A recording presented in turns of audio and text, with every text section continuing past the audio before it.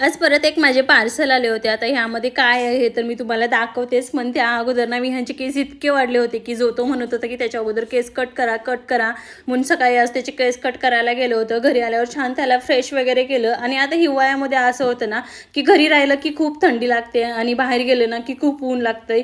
So बाहेरूनच आलो होतो म्हणून म्हटलं की सगळ्यांसाठी छान असं मसाले ताक बनवते. सो इथं मी सगळ्यांसाठी छान मसाले ताक वगैरे बनवलं आणि ते सगळ्यांनी आम्ही छान एन्जॉयही केलं. तेवढ्यात माझं एक मिशोचं पार्सल आलं होतं. आता ह्या महिन्यामध्ये ना मी इतके सारे पार्सल मागवले होते ना की मलाच त्याचं गणित लागत नव्हतं की किती सारे मी पार्सल मागवले होते.